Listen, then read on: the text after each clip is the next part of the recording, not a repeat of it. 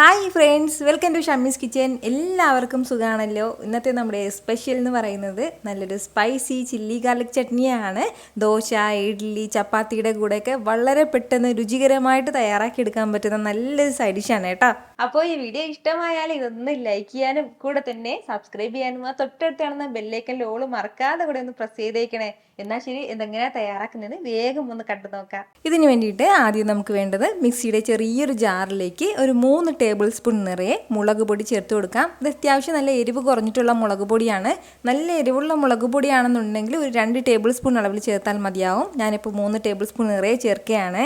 ഇനി ഇതിനോടൊപ്പം നമുക്ക് വേണ്ടത് വെളുത്തുള്ളിയിലയാണ്. ഒരു 1/4 കപ്പ് നിറയെ ഞാനിപ്പോൾ വെളുത്തുള്ളിയില എടുത്തിട്ടുണ്ട്. അതല്ല എണ്ണത്തിലാണെന്നുണ്ടെങ്കിൽ ഒരു 20ഓളം വെളുത്തുള്ളിയിൽ നമുക്ക് അതിലേക്ക് ആവശ്യമായിട്ടുണ്ട്.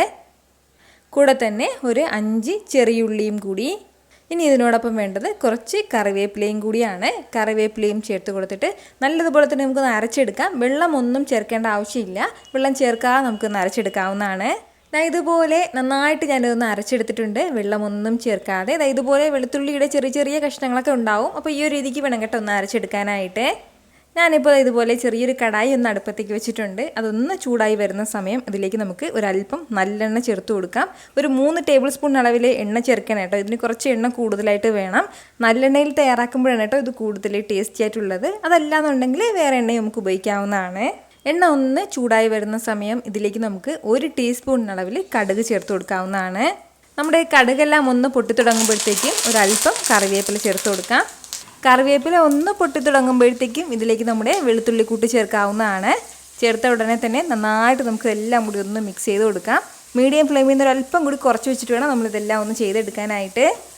ഏകദേശം ഒരു 1-2 മിനിറ്റോളം നമ്മളിതുപോലെ ഒന്ന് വഴറ്റി കൊടുക്കണം. നമ്മുടെ ആ മുളകിൻ്റെയും അതുപോലെ തന്നെ വെളുത്തുള്ളി അല്ലി, നമ്മുടെ ചെറിയുള്ളിയുടെയൊക്കെ ആ ഒരു പച്ച ടേസ്റ്റ് മാറുന്നത് വരെ ഒന്ന് വഴറ്റി കൊടുക്കണം. ഒരല്പസമയം ഇതുപോലെ ഒന്ന് വഴറ്റി കൊടുത്തു കഴിഞ്ഞാൽ പിന്നെ ഇനി നമുക്കിതിലേക്ക് വേണ്ടത് ഇതുപോലെ ചെറിയൊരു പീസ് അളവിൽ പുളി എടുത്തിട്ടുണ്ട്. ഇതിലേക്ക് ഒരു 1/2 കപ്പോളം വെള്ളം കൂടി ചേർത്തിട്ട് ആ ഒരു പുളിവെള്ളം കൂടി ഇതിലേക്ക് ചേർക്കാവുന്നതാണ്.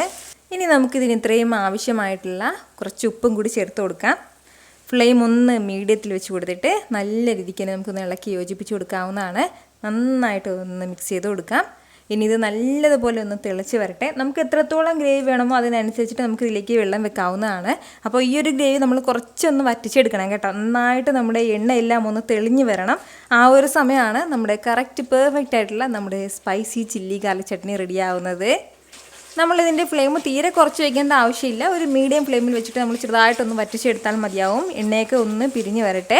അപ്പോൾ ഇതുപോലെ ഒന്ന് ഇളക്കി കൊടുക്കുന്ന സമയത്ത് ഇങ്ങനെ ഒന്ന് ഇത് തെറിക്കും കേട്ടോ. അപ്പോൾ തെറിക്കുമ്പോഴത്തേക്ക് ഇതൊന്ന് അടച്ചു വെച്ചേക്കണം.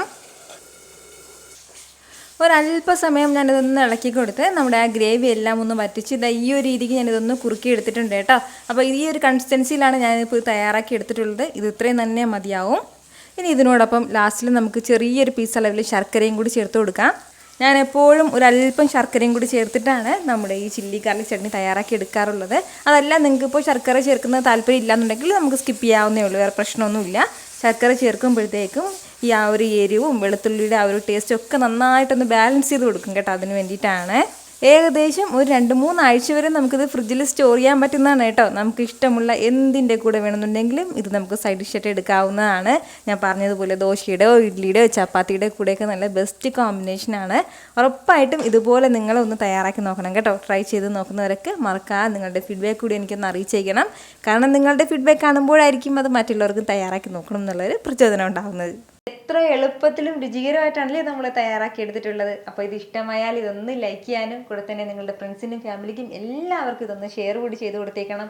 ഇതുപോലുള്ള റെസിപ്പിക്ക് വേണ്ടിയിട്ട് നമ്മുടെ ഷമീസ് കിച്ചൻ ചാനൽ ഫോളോ ചെയ്യാനും സബ്സ്ക്രൈബ് ചെയ്യാനൊന്നും ആരും മറക്കരുത്. വീണ്ടും നല്ലൊരു ഷാറ് വീഡിയോ ആയിട്ട് നാളെ കാണാം. അതുവരേക്കും എല്ലാവരും ഹാപ്പി ആയിട്ടിരിക്കുക, സന്തോഷമായിട്ടിരിക്കുക, എല്ലാവരും സേഫ് ആയിട്ടിരിക്കണം. Take care friends. ടാറ്റാ.